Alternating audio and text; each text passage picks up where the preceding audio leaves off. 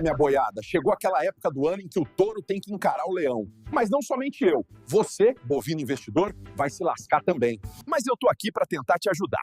Bora dar uma olhada aqui como a gente faz tudo certinho pro leão virar um gatinho.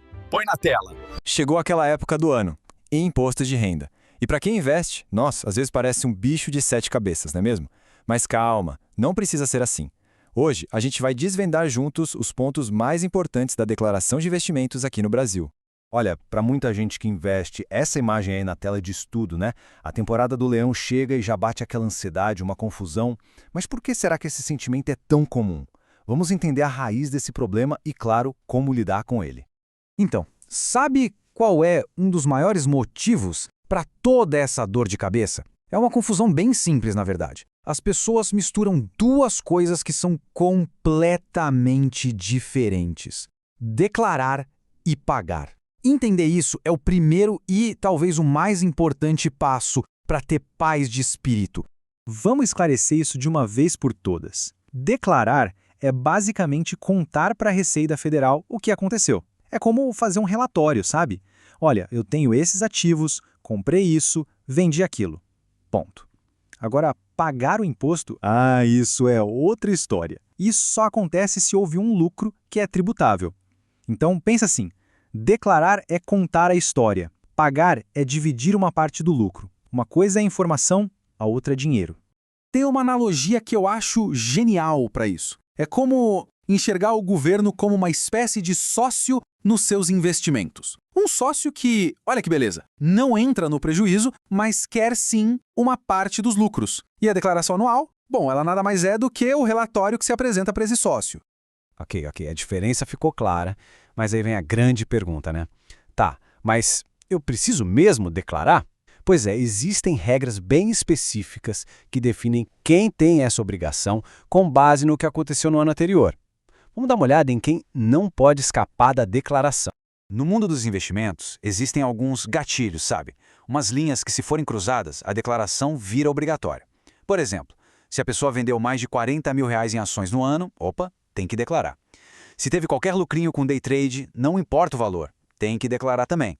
Outro caso, vendeu mais de 20 mil em ações no único mês e teve lucro com isso? Mesma coisa.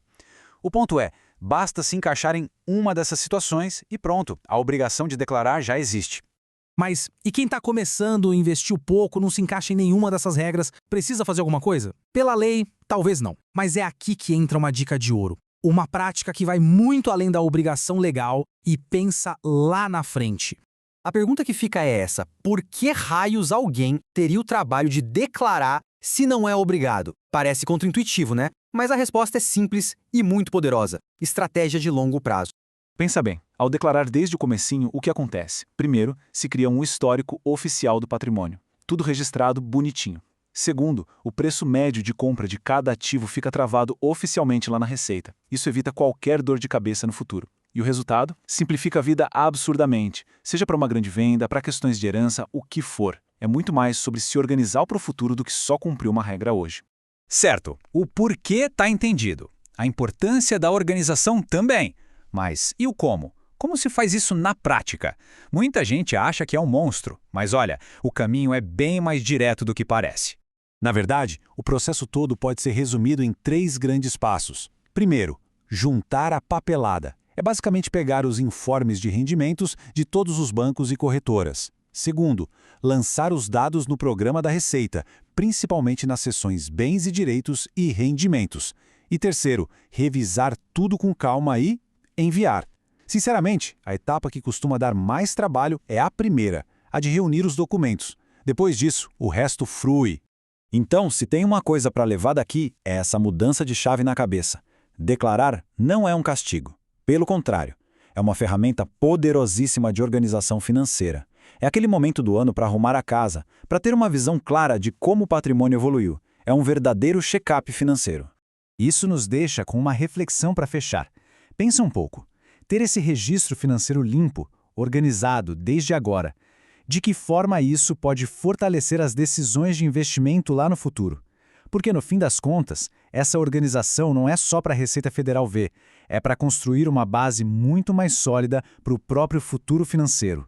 Pronto. Entendeu tudo direitinho, mais ou menos? Comenta aí embaixo para eu saber. Com o tempo, você pega a prática, mas não deixa de fazer sua declaração. Você não precisa ter meu leão. Encara ele de frente, bovino.